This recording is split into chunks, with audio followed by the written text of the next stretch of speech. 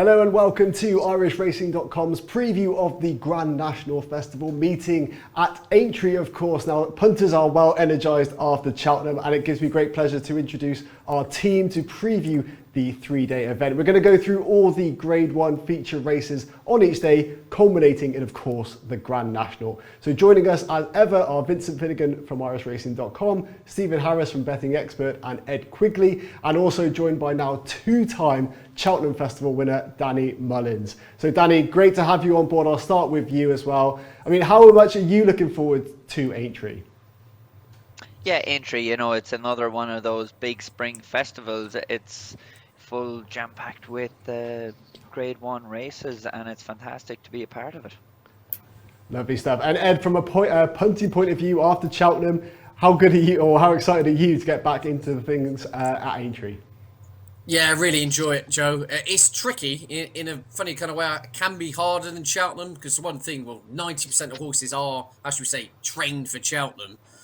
When you come to Aintree, you've got a lot of horses who ran very well at Cheltenham, put in some spectacular performances, and it's always a case of how much petrol's left in the tank and how that kind of relates versus the horses that swerve Cheltenham and coming here fresh. You know, I think a key example could be Masterminded. You go back a few years ago, won head in chest, didn't he, by 25 lengths hard held in the champion chase, and then 3 weeks later was off the bridle and turned over at fours on. So those kind of things can happen. So naturally, I'm a little bit nervous with a few of the horses who've had what I perceive to be hard races at Cheltenham. There's no exact science to it.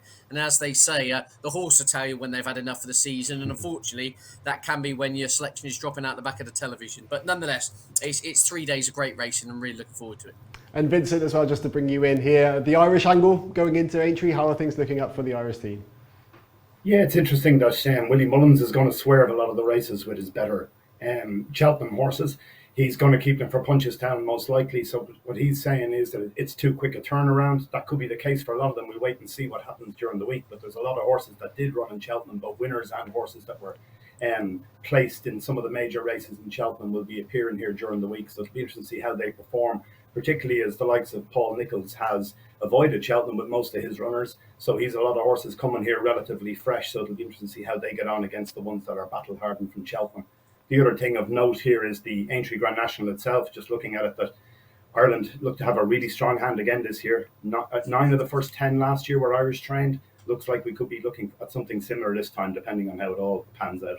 Now, of course, we are filming this on Wednesday, so ahead of the meeting. We don't have all the final declarations yet for the Grand National, but stay tuned to IrishRacing.com because we will be coming back with a more in-depth preview of the Grand National later on in the week. But right, chaps, let's get into it. The first Grade 1 on the card, I want to talk about the Manifesto Novices Chase, where here Pictory is the favourite. And Danny, which horse would kind of suit you in this opening race, and which one do you think is the worthy favourite?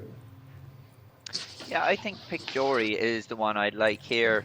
You know, Warlord's Cheltenham form is quite strong, but as we've touched on already, I think the fact that Pictory missed Cheltenham, he's coming here maybe a slightly fresher horse, and you know, he won the last time in Kempton, but the bit of form, while he's beaten fairly far in Sandown, I think that bit of form behind Le Home Press reads fairly well now, and what Le Home Press has showed in Cheltenham. So I think, you know, Gin and Lime can't be discounted, but you know, just had a bad experience in Cheltenham. Although she won, she just sprawled on landing. It'll be interesting to see how she attacks her fences early in the race. I know Henry will have her very well schooled, but you can't be getting them out again, and she just needs a bit of a confidence booster after Cheltenham's mishap the last day. And Stephen, I want to bring you in here as well. You're looking at Warlord as a potential, taking on Pictory really. So just talk us through why you're going for Warlord. Yeah, I've really liked him all season. He's pretty straightforward, Joe. Very important this time of the season, stable form with all these horses. And Colin Tizard, who has probably had a slightly underwhelming season overall before he hands over to his son. He's 5 from 19 in the last 14 days. They're absolutely flying. And I thought Warlord, watching it back, he obviously was well beaten by Edward Stone, but he ran a little bit better than the bare result. He was buried up the inside and got messed about a few times, and I thought he ran really well. And I do think that is the standout piece of form in the race. I mean, Pictor, he won a race I thought fell apart at Kempton the other day. He is fresh. He's had 40 days off. That can count for plenty, as both Danny and Ed touched upon. But I thought Warlord around 3-1-ish is a very fair price. Great stuff. All right, let's move on to the next race we're going to feature. So that's the 220, the anniversary 4-year-old Juvenile hurdle. Now here it's going to be Pied Piper against Cheltenham Festival winner Brazil. So Danny, I think Pied Piper should be the worthy favourite here, but how much of a challenge do you see coming from Brazil and some of the outsiders? Yeah, Pied Piper, you know, its form solid. You know, that win in Cheltenham back earlier in the year, third at the festival. You know, it's very solid form. But I think I'd take a chance on Brazil here. Pádraig Roach and Mark Walsh team up. You know, this horse probably won a fairly nothing race in Naas prior to Cheltenham, improved in Cheltenham, and I think there's potential for more improvement on that again. You know, I suppose there's a pound between them on ratings. Pied Piper is 145, but that's a 145 out of grade ones, where 144 for Brazil is only coming out of handicaps. But I think just the potential is there for Brazil to come possibly and overturn Pied Piper. Both of them have ran in Cheltenham, so for juveniles it is a quick turnaround, but I don't think there's anything with strong enough form down through the others to beat the top two in the market here.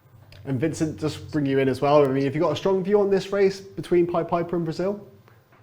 Not particularly, no, I haven't. I think Pied Piper is better than I thought he was. I thought that there was he was flattered by the run in Cheltenham, to be honest, but like he reproduced a very good run with Vauban and Fildor. I had fancied Fildor in that race in Cheltenham. There was nothing between Fildor and Pied Piper, whereas at home the Gordon Elliott team had thought originally that Fildor was far superior until the run in Cheltenham when Pied Piper had hacked up. So Pied Piper looks to set a high standard, sets the bar pretty high here in the context of the race. Brazil, I really liked in Cheltenham. I thought that was a very good performance. He's still an entire. He's a full brother to Capri, who was an Irish Derby winner and won the St. Leger as well. So like you're dealing with a high class of animal here by Galileo. Very, very good performance in Cheltenham, because the horse he beat, Gaelic Warrior, is probably very good. Looked to be a blot on the handicap, and yet Brazil still beat that, giving it weight as well. I think it was a good performance. I'd be surprised if the two of these don't fight it out at the finish, though there is one in at the Venetia Williams one, Fontenette, which has won 3 juvenile races in France last year, and did a couple of setbacks with her. But at the same time, the fact they're coming here absolutely fresh, haven't run since last year, and maybe, just maybe, she could sneak into it somewhere. But I'd be surprised if it's not Pied Piper Brazil, but I couldn't really split them. Lovely stuff. All right, well, it should be a fascinating contest either way. But let's move on to the next race on the card. We're going to look at the 255, the Aintree Bold Chase. Now, this one, I mean, it's got some real stellar names in the lineup. Protectorat, Clan de Zobo, Kemboy, Conflated. Now, I know some of the panel here are on Conflated, but are we overlooking Kemboy perhaps, Danny? Yeah, I think Kemboy, you know, he looks in great nick at home. Ruth that rides him out says she couldn't be happier with him. His work is good, but the only thing that's against Kemboy for me is his age. You know, he's a 10-year-old. Is he going to be improving at this stage? I think if he runs to his best form, he's going to be banging the mix. But I kind of put Clan de Zobo and Kemboy into the same bracket. They're just that little bit older. And, you know, you're looking at a horse with a bit of potential coming through. The younger horse and Protectorat, you know, great run in the Gold Cup. Cheltenham obviously has that Aintree form, but I don't know how strong it was. It won very well that day, Protectorat. But the one I think I take a chance on here is Eldorado Allen. He ran well in Cheltenham behind Allaho, and for me, Allaho was pretty much untouchable in Cheltenham. I think Eldorado Allen is the one I'd have on my side here. You know, as Stephen said, the Tizard's horses are in good nick, and Colin Tizard can often have a very good Aintree Punchestown. Whatever it seems to be later in the spring, they really come to hand. Now, I did want to ask you actually about Clan de Zobo. You kind of dismissed him a little bit there, but obviously the blinkers coming on for the first time. I mean, how big a factor do you think that could be, or is it just kind of too little too late with that horse? Yeah, blinkers on, I'd say, is that more of a negative than a positive? You know, are they trying to spark him up?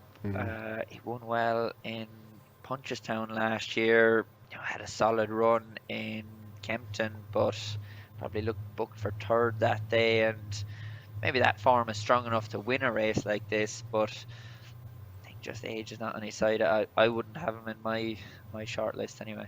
I know you say Eldorado Allen, that might be music to Ed's ears. So Ed, why do you like the chances of Eldorado Allen here?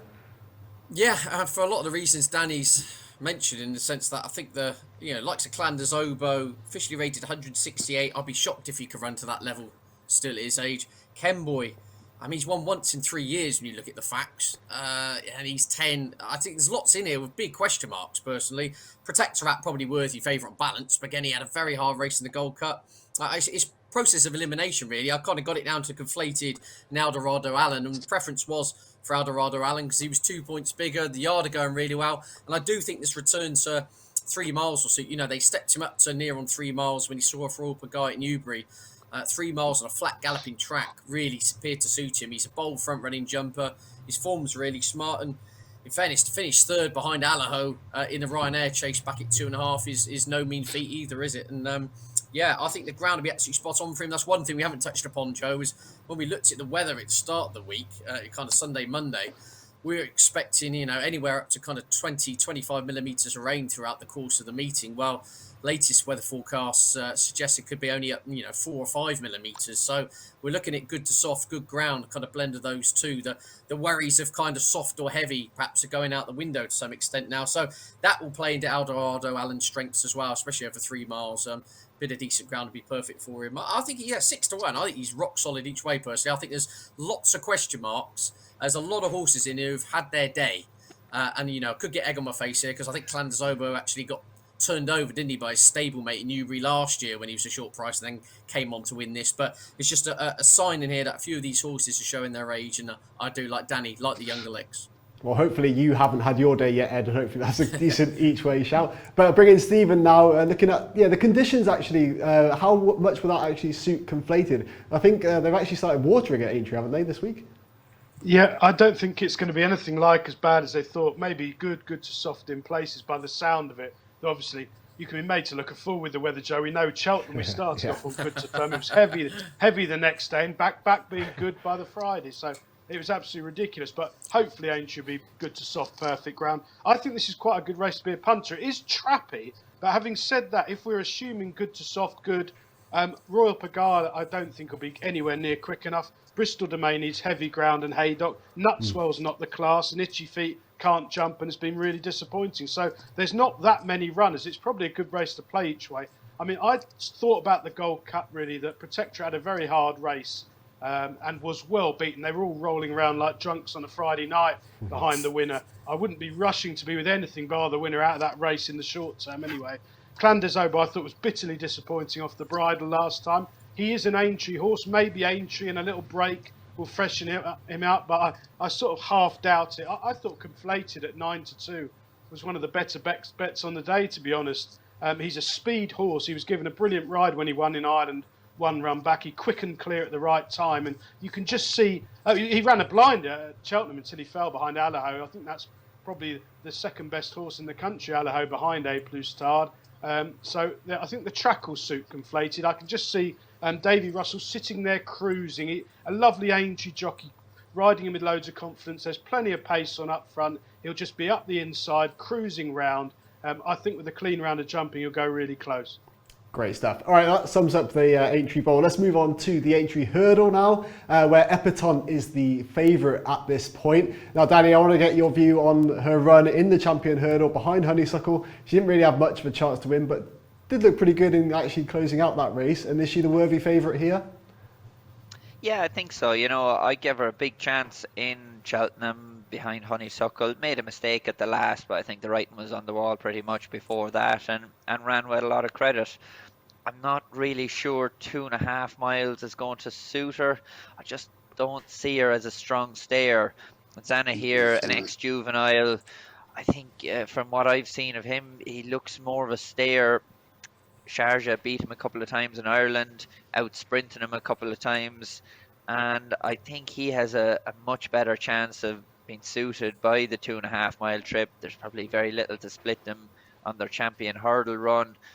And for me, it's Zana here. Of the rest, brewing up a storm, he's just too hit and miss for me. I think Monreal if he gets back to what he showed winning the 4-year-old race in Aintree last year, that was quite impressive. I don't think he can find any hope in what he showed so far this season, but hopefully if the Nichols horses are starting to hit a bit of form again, he's a possible for an each way bet, but I suppose you're clutching at straws at that stage. All right, well, let's bring in Vincent here and get your view on the race. I know it's actually one of your best bets of the day is coming from this race, so give us your selection. Yeah, the main thing I'm looking at here is I think the two horses from the Champion Hurdle, Zanahir and Epatante, there's only a length between them in Cheltenham. That's over 2 miles. This is 2.5. Neither of them have ever run over this trip, so there has to be a question mark there. The other side of this is it's an interesting race pace-wise because most of these are hold-up horses. The only one I can find that would probably make the running is Guard Your Dreams, which is one of the probably the complete outsider of the 7 at this stage. But that will stay, and it will most likely lead. I thought just the way the race will shape up with the question mark over some of them over the trip, I thought Brewing Up a Storm was a decent bet here at 11-2. It's a nice price. A question mark, of course, is you've got first-time cheap pieces on it. I really don't like to see this. It's different in handicaps. I don't mind seeing horses being tried in new headgear and handicaps. Often you can eke out another couple of pounds with them, but it always looks like a bit of desperation when it's in these high-class conditions races. But that's the only negative I can find. I think Brewing Up a Storm has to be there or thereabouts, and it's worth a price. It's worth a bet at the price. Lovely stuff. Now, we'll get to Stephen and Ed's picks of the day shortly, but now we want to look at the best of the rest. And Danny, basically, are there any other horses or races that stand out for you on the Aintree Day 1 card? I think Ashroe Diamond in the bumper, she'd have to go there with a decent chance. She ran a good race in Leopardstown at the Dublin Festival in the Mayor's Bumper. It was a 4-way finish, nearly a 5-way finish that day. And I think Pink in the Park fairly franked the form in Fairy House in a mayor's race last weekend. So I think Ashroe Diamond, Patrick goes over to ride her. He's quite happy with her on her homework. I think she'll run a big race in that. It's a competitive mayor's race, but from what she showed early on and that form of the Leopardstown race, I think she's a big chance in the bumper. Lovely stuff. Well, Danny, best of luck on day 1. I know you're actually going to be at Limerick all day, so hopefully you come back to in one piece and then actually can ride really well at Aintree on day 2. But now we're going to get to our team's tips of the day. We've kind of covered some of them already, but Ed, I'll start with you and go over your selections for day 1 of the Aintree Festival. Yeah, indeed, Joe.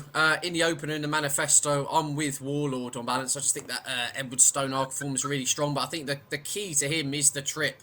Up to 2.5, he looked totally tapped for toe on quick ground and yet really stayed well on that occasion. Came up the hill in decent style. I think 2.5 miles really will eke out more improvement there. So I'll go with him.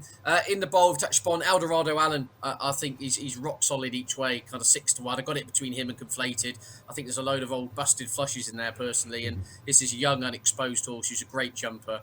I can see him flying around there. And then in the Aintree Hurdle, I mean, didn't get to touch upon the protagonist there. I think the market's all topsy-turvy here, personally. I think Zanahir should be strong favourite. I think there's very little to suggest that Epatante will improve going up in distance, whereas Zanahir, to me, looks all about stamina. I see Gordon Elliott's even gone on record saying he'll be campaigning with the Stayers Hurdle in mind next season. So out of the top 2, I'll go with Zanahir, but I think the joker in the pack in this, one that could give them all the fright, is Mon Morale, who was absolutely mustard as a juvenile, bolted up at this meeting 12 months ago, got injured in the fighting 5th, and then was behind Brewing Up a Storm, went 4th in the in the National Spirit. But actually watched that race back. He tanked round for about 80-85% of that race, and then just gets tired on really gluey ground in the closing stages. The Nichols team will bang out of form then. I think he'll come on a lot for it. I think this ground will be fine, and I think this 2.5 miles trip will be spot on. He's around 8-9-1. You're looking kind of 13-8 Zanahir. Just on value perspective, I would not be shocked if at least coming into the home straight he was going as well as anything. So he's definitely the value pick on the opening day for me. Lovely stuff. And Vincent, we'll go over to you for your best bets of day 1. Yeah, well, the first one is in the opener. Pick Dory. I thought coming here fresh is definitely worth a bet at the price. It's 11-4, I think, at the minute. Looks good value. For me in the bowl, I think Conflated. Gordon Elliott wanted to run that horse in the Gold Cup, but the owner, Gigginstown, Michael O'Leary, wanted to go for their own race, the Ryanair, and it didn't work out. The reason Gordon Elliott was keen for the Gold Cup was he thought going a slightly slower pace. The horse is not the greatest jumper in the world. Going slightly slower pace over a longer trip would help the horse's jumping. It turned out Gordon was right because the horse fell and was running a big race, would have been placed in the Ryanair. I think this is definitely worth a bet there. And the other one I was saying previously is Brewing Up a Storm. It's a previous course and distance winner. I take into account what Ed was saying about Zana here wanting the trip. Perhaps it does, but it's not proven over it yet, whereas Brewing Up a Storm is. So that was the one I thought there. One other race that we haven't touched on, but just maybe it's worth looking at just from an Irish point of view, is the Fox Hunters Chase. We've got Patrick Mullins rides an English horse here, Mythbuster, an ex-Irish horse trained by Sarah Bradstock now. Used to be with Henry de Bromhead. There's a load of other ex-Irish ones all in the UK now. You've got Jet, Point Avon, Mighty Stowaway, which ran at the Cheltenham Festival, has since changed ownership, and stables from Gordon Elliott, Drumconnor Lad, Cousin Pascal, which won the race before, and one that's interesting is a horse called Complete Sizing. And this used to be with Jim Draper. It won its first 4 pointed points. They thought it was a star at that stage. It'd be interesting to see how that runs, but it's some very competitive racing on the first day. Great. Oh, best of luck to you on day one. Vincent and Stephen, wrap us up with your best bets for the first day. Yeah, in the 145, I've gone with Warlord. We've already discussed it. Colin Tizard flying, wants decent ground. Really liked his run behind Edwardstone at Cheltenham. The 255, Conflated. I think if he puts in a clean round of jumping, he's got a brilliant make-up, and I think he'll nearly win. 9-2 is very fair price. And later on in the red rum at 440, Gunsight Ridge is a chaser I really like of Ollie Murphy's. He needs decent ground. He ran an absolute blinder last time at Sandown. He got ruined on the lead with Bundoran. They went hammer and tongs in a war, so he'll be ridden with more patience here. He's got one Aintree line of form back in November when he ran an absolute blinder, finishing like a train from a poor position. He's still improving. He's only had 4 runs over fences. I really like him. I think he's around 10-1. Coleman's booked and Ollie Murphy's going okay, so I thought he'd go close. Great stuff. Well, best of luck as well to you. And that wraps it up for day one and our preview of the Grand National Festival. Stay tuned for day 2, coming to you very soon from irishracing.com.